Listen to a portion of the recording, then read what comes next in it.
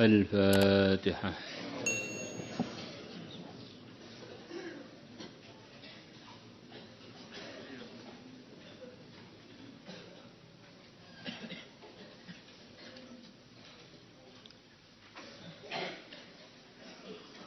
بسم الله الرحمن الرحيم. وعن ابن عمر رضي الله عنهما anna Umar, bahwasanya Sayyidina Umar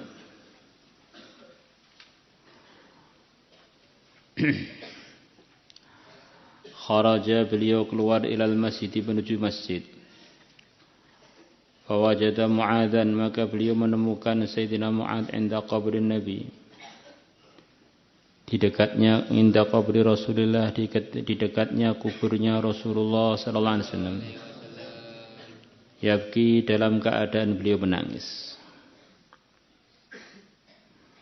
Faqal, maka Sayyidina Umar mengatakan, ma yubkika, perkara apakah yang menyebabkan kamu menangis?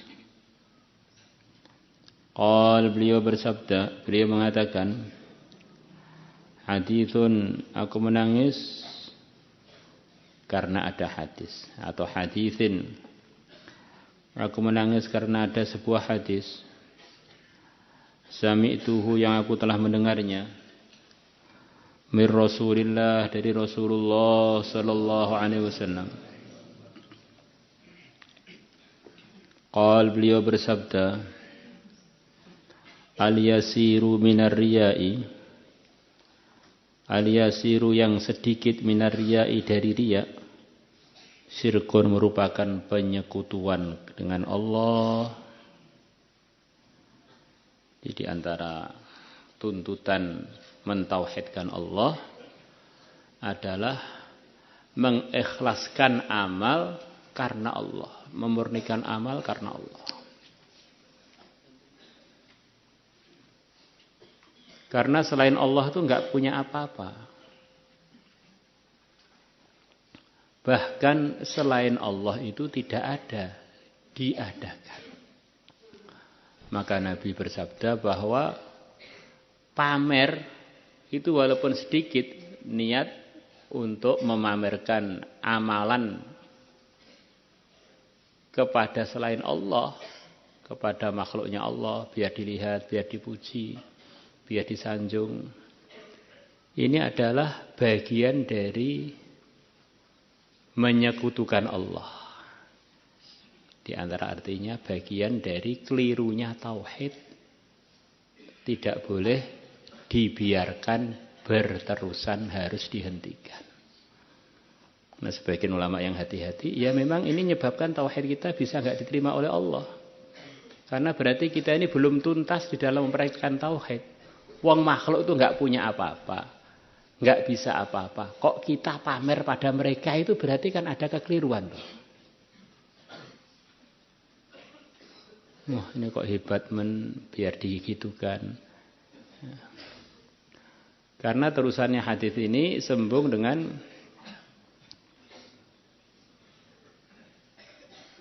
hadisnya 3 orang dalam hadis sahih yang dalam puncak amal, tapi biar mendapatkan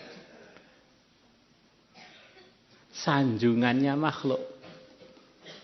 Seorang pejuang sampai wafat dalam perjuangan, seorang alim sampai begitu alimnya sampai disanjung-sanjung dengan kealimannya, seorang ahli kurban harta sampai dikatakan sangat dermawan. Tapi mereka kerjakan itu semua biar dapat sanjungan-sanjungan tersebut. Maka oleh Allah tiga-tiganya dipersilahkan untuk masuk neraka. Banyak ulama yang memahaminya itu kekal abadi.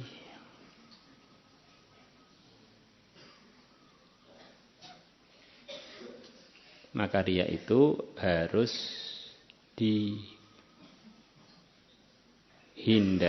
tidak boleh diteruskan, karena itu kaitannya dengan salahnya keyakinan kita. Sebagian mengatakan ya semoga aja kita ini kan punya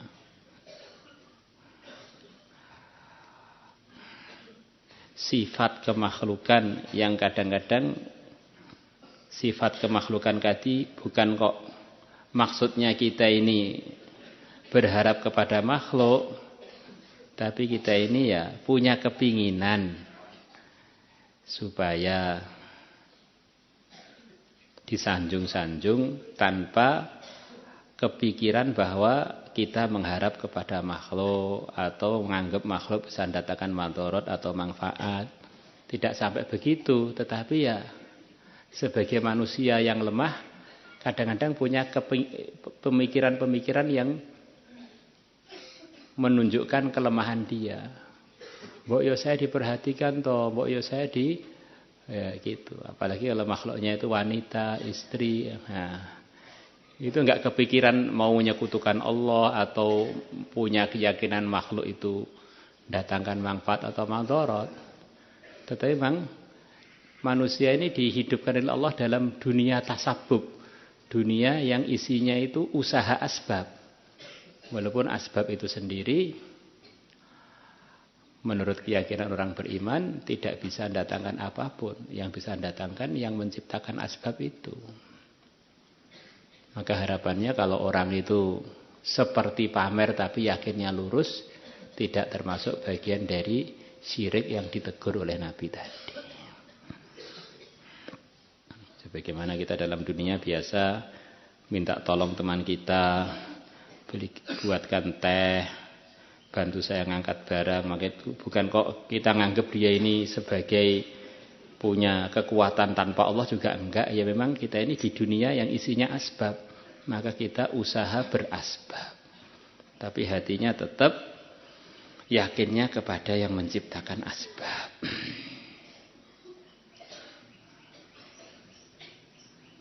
Karena prakteknya iman dan amal itu yaitu kita bertasabub tapi hatinya bergantung kepada yang menciptakan asbab. Wallahu a'lam. Wa man 'ada auliya Allah, dan barang siapa memusuhi kekasih-kekasih Allah, faqad barazallaha, maka sungguh dia telah menantang Allah bil muharabati, untuk bertempur, berperang.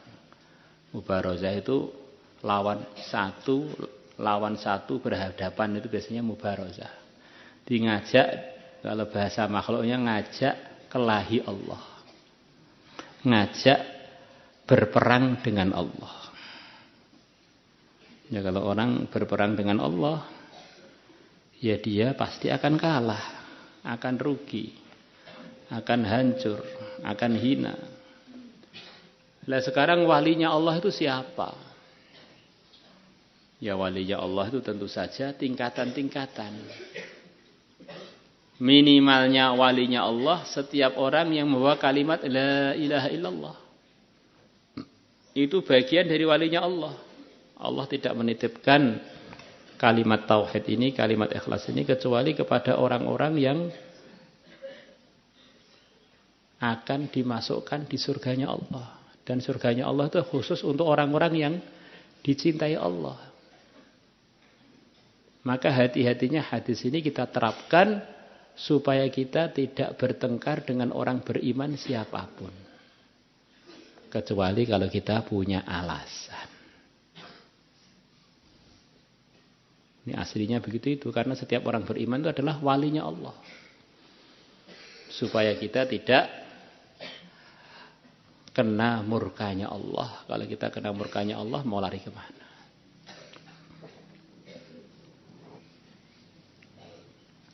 Wa inna Allah, dan sesungguhnya Allah yuhibbul abrar, mencintai orang-orang yang suka berbuat kebaikan, ahli berbuat kebaikan.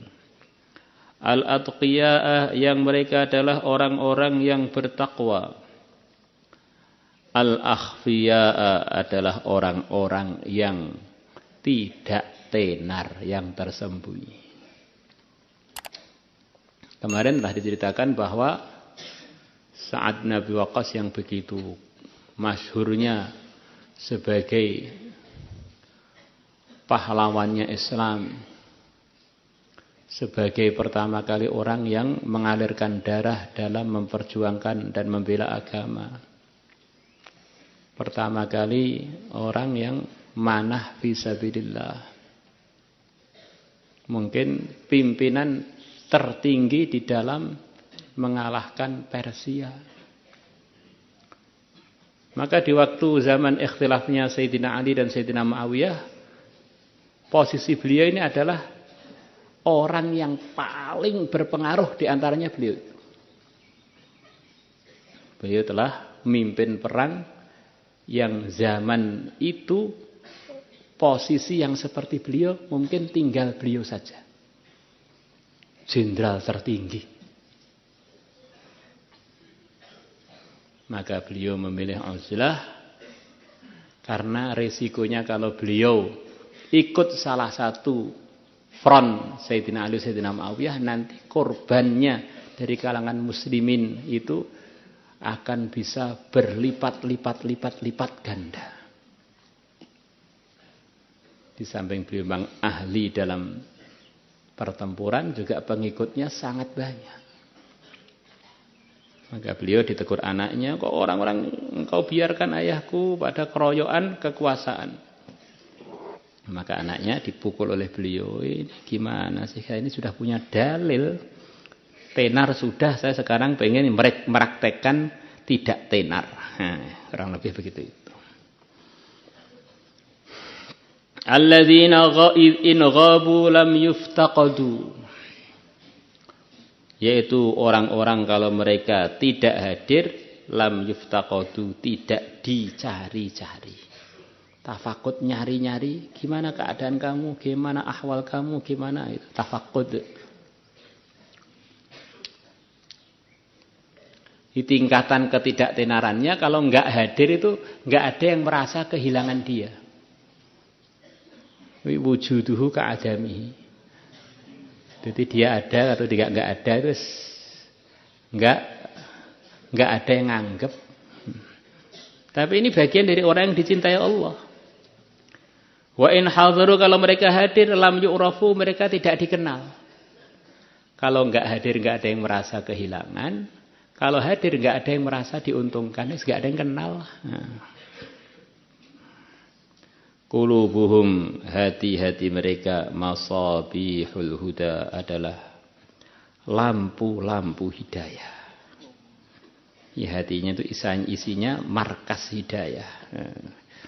Lampu-lampu hidayah. Ini kumpulan-kumpulan hidayah. Yakhrujuna, mereka keluar min kulli ghabra'a mudlimatin. Di antara artinya ghabra adalah rumah yang begitu sederhana yang terbuat dari tanah. Mudlimatin, yang rumah tadi enggak ada lampunya, yang gelap. Miskin, rumahnya dari bahan sederhana, tapi keluar dari situ orang-orang yang dicintai Allah.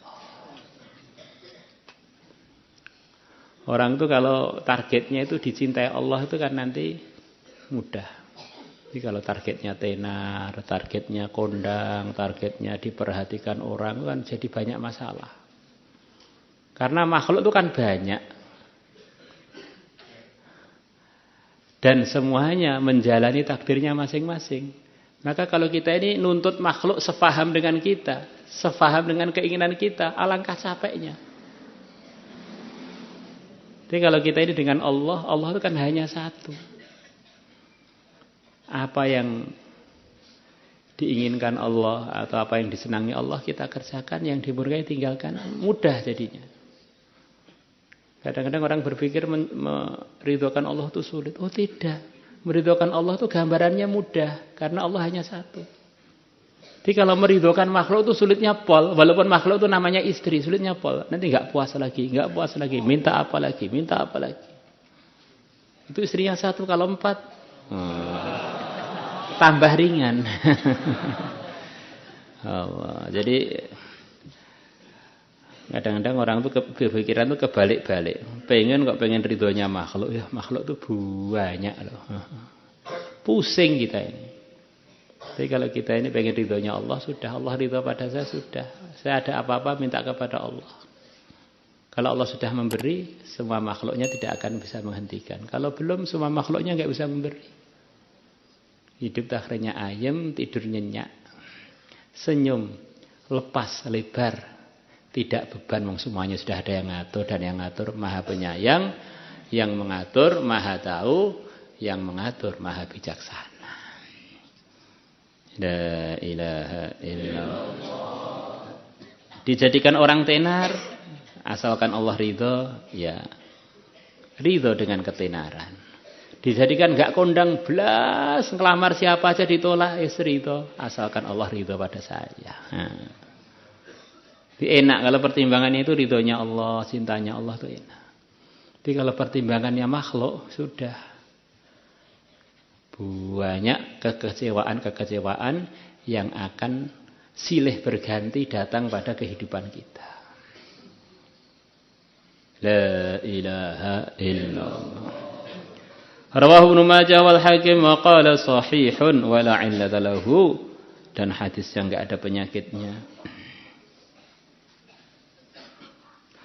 Wa an Abi Sa'id al-Khudri radhiyallahu anhu qala Rasulullah sallallahu alaihi wasallam. Ini hadis-hadis ini cerita mengenai bahwa di antara solusi untuk menyelamatkan agama adalah dengan menyendiri. Maka kalau ada orang itu soleh, tidak melanggar agama, sibuk menyelamatkan dirinya dengan amalan-amalan infiradinya, jangan terus kamu salahkan, ini gak pikir dakwah mlebu neraka. Ini gak pikir umat mlebu neraka. Kita ini kan pikir umat itu kan biar selamat agama kita. Ya kan? Kita ini kumpul orang kan biar dapat pahala. Lah kalau itu semua terkendala, ya kita yang kita pikirkan yang terpenting yaitu diri kita, karena kita ini hanya punya diri satu ini.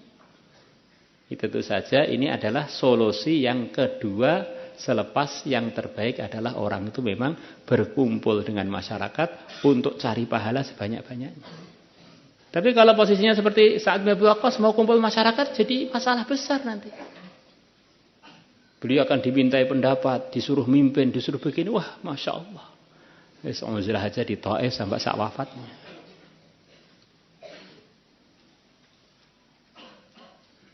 Maka dengan orang Islam itu adalah perlu ada sikap al-aslu bara'atu dhimmah, asas praduga tidak bersalah. Yusiku, hampir-hampir. Maksudnya akan datang satu masa untuk sebagian orang, ayyakuna khairu malil muslim, adanya sebaik-baiknya hartanya orang Islam. Ghanamun adalah domba atau kambing domba. Yattabi'u biha, yang dia mengikuti kambing-kambingnya.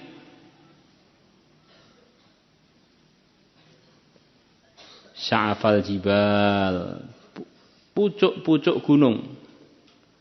Wa mawaqi'al qadar, dan tempat-tempat terjatuhnya hujan.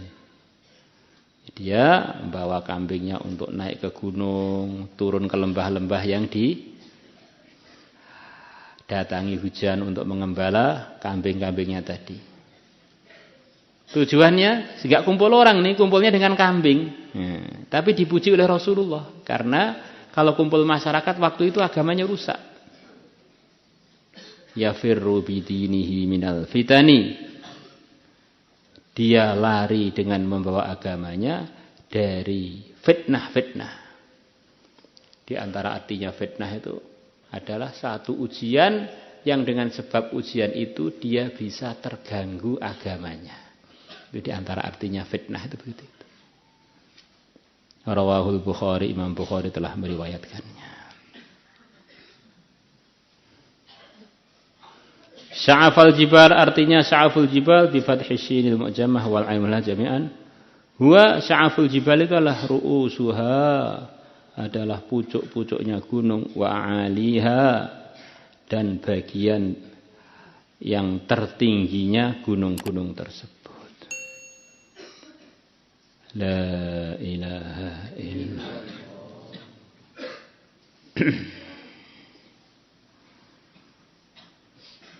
Maka sebagian ulama dikenal punya amalan uzlah itu, di antara pertimbangannya kalau kumpul dengan orang memang jadi berat untuk merawat agamanya.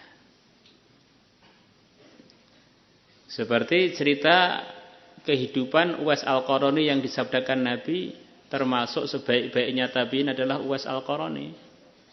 Itu rata-rata cerita yang berkenaan dengan beliau itu adalah beliau sibuk merawat ibunya, berbakti pada ibunya, di sela-sela itu ibadah terus. Tidak pernah kumpul dengan masyarakat. Sampai orang kampungnya nganggep beliau itu orang gila. Ternyata Nabi telah diberi wahyu oleh Allah bahwa umatmu ada yang bernama Uwais Al-Qarani, yang nanti pada hari kiamat saya izinkan untuk memberikan syafaat kepada sekian banyak orang-orang yang memerlukan syafaat di akhirat sana. Maka tidak selalu orang tenar itu derajatnya tertinggi. Tidak selalu orang yang khumul, tidak tenar sama sekali, derajatnya terendah. Tidak selalu begitu itu. Standarnya derajat adalah inna akramakum 'indallahi atqakum. Yang paling takwa itulah yang paling tinggi derajatnya. Lah yang tahu siapa yang paling takwa adalah Allah. Dan utusan Allah karena diberitahu oleh Allah. Sebagian diberitahukan kepada utusannya Allah. Maka kita ini selama kita enggak tahu orang Islam itu keliru, jelas-jelas keliru, sudah enggak bisa ditakwili. Mungkin aja orang Islam yang saya temui ini, walaupun ketemu di pasar kah, walaupun ketemu di sawah kah, ini bagian dari wali mastur. Bagi akhirnya kita ini dengan orang Islam itu beradab.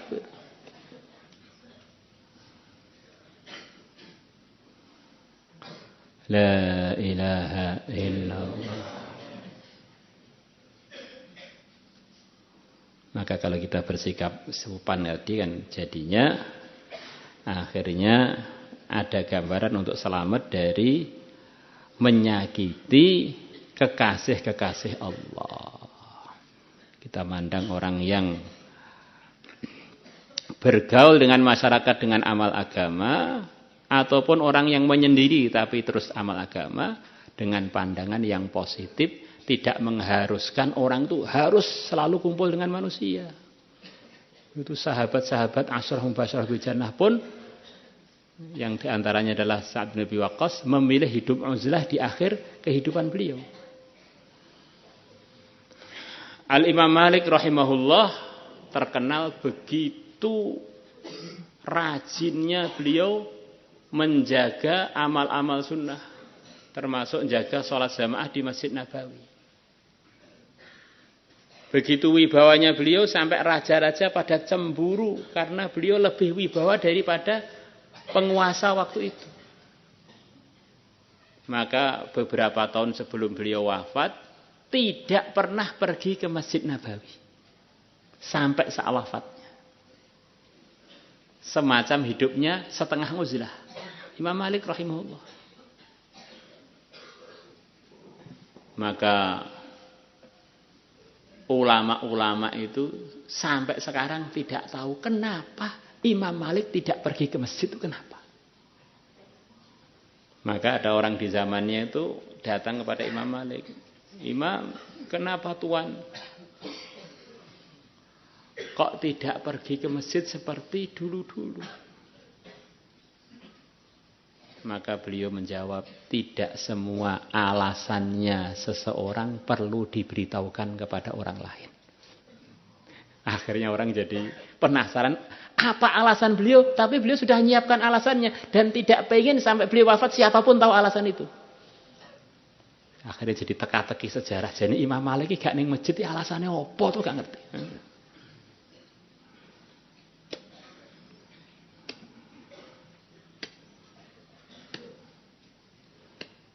Kalau santri gak ke masjid jelas itu tanpa alasan. Ini kalau Imam Malik itu Masya Allah. Imam Darul Hijrah. Yang beliau itu masuk di dalam sabdanya Nabi akan muncul seorang alim di Madinah. Kata para ulama yang layak untuk mendapatkan gelar ini hanya Imam Malik. Tidak lama lagi orang-orang Islam akan bergerak mengadakan perjalanan-perjalanan jauh naik unta. Nyari ilmu. Waktu itu mereka tidak akan menemukan orang yang lebih alim, lebih seorang alim yang di Madinah. Yushiku ayyadriban nasu abatal ibili yatlubunal ilm fama yajiduna a'lama min alimil Madinah. Itu cerita beliau menjelang akhir hidupnya, sholatnya di rumah terus. Ini satu gambaran bahwa tokoh-tokoh hidayah, bahkan beliau salah satu tokoh dari madzhabul arba'ah, madzhab Maliki. Itu pun ada di akhir kehidupannya, hidupnya semacam uzlah. Maka kita ini enggak usahlah jadi bagian nerka-nerka derajatnya orang. Bahwa kalau orang beriman wes ini saya harus beradab dah. Apalagi kalau masyhur kesolehannya, masyhur kealimannya, masyhur kebaikannya begini begitu, kita harus tambah husnudzon lagi biar enggak kualat jadi jambu mente. Nah.